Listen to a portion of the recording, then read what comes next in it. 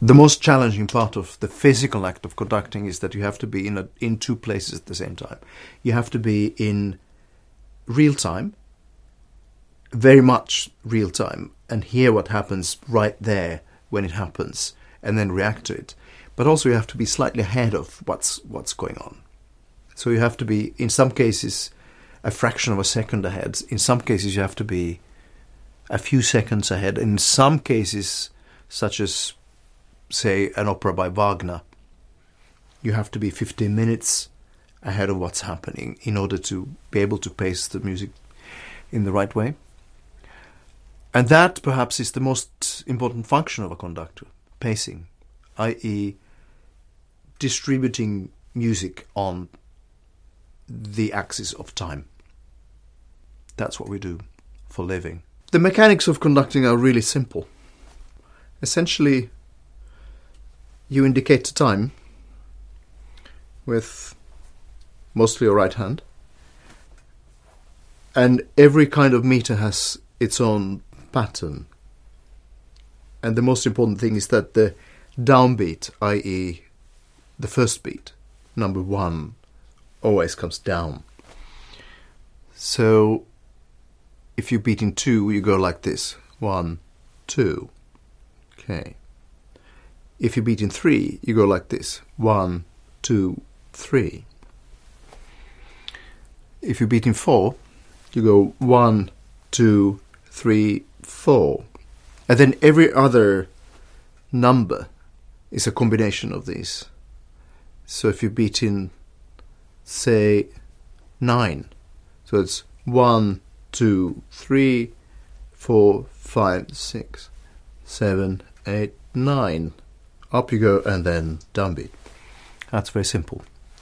And what the stick does is just to kind of amplify the movement of the hand. So it really has no magic to it. It's just a way to focus the movement. You get a bigger range with a smaller movement of the hand.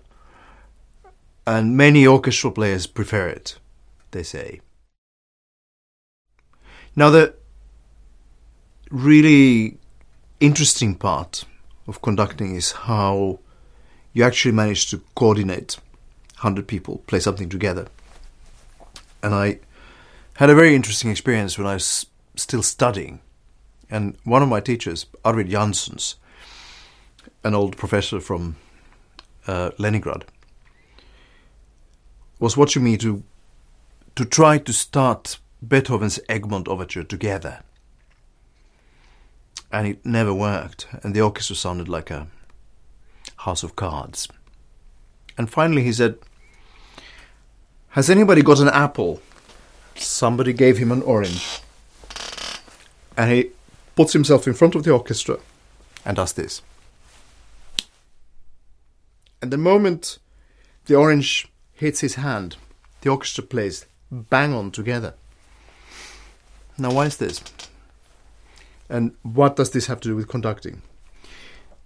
Now, my theory is that the one constant, physical constant in the world that is absolutely universal, understandable for all people, all human beings and animals, for that matter, is the acceleration of free fall.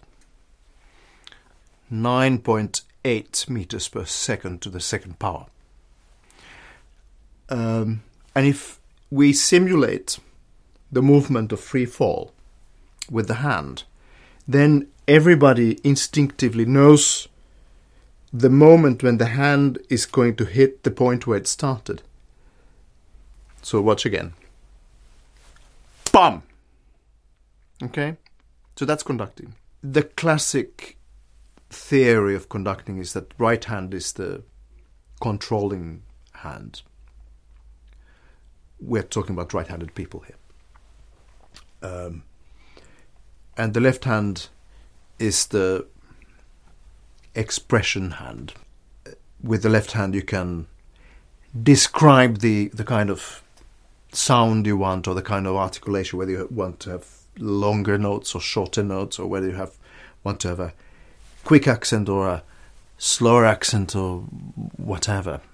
But even so, it is entirely possible to conduct an entire concert with your left hand only, if you so wish. But of course, the point here is that everything a conductor does should ideally convey a musical message. None of it should be decoration. Every gesture should have its equivalent sound. And the musical imagination of the conductor should be the guiding force behind the physical movement of the hands and the body. Now, orchestras are very different in terms of how they relate to the beat. Some orchestras have a tendency to absolutely play on the beat, i.e. start at the very moment when the object, i.e. the hand, hits the ground zero point, i.e. the point where the movement started, or the level which is understood to be the sort of baseline. Some orchestras have a habit of playing behind the beat. So by the time the hand is reaching the baseline, they kind of inhale. That's an extreme example. And then everything in between. Now, conductors prefer slightly different approaches. I, myself, like an orchestra to play exactly on the beat. It's easier for me, and it's ultimately easier for them. And most orchestras can do that, if they so decide. But it's a cultural thing. There's a house style. Every conductor is somewhat different. Every orchestra relates somewhat differently to different people, and so on and so forth. But there's this one physical constant, i.e. the acceleration of free fall, that unites all these gestures. And this is something that actually enables conducting as a process to be a useful tool in musical performance. If you've enjoyed learning about the instruments in the orchestra, why not try our iPad app, The Orchestra, featuring Esa-Pekka Salonen and the Philharmonia Orchestra. Fully interactive video playback lets you view the orchestra from all angles, and the revolutionary beat map shows you who is playing when.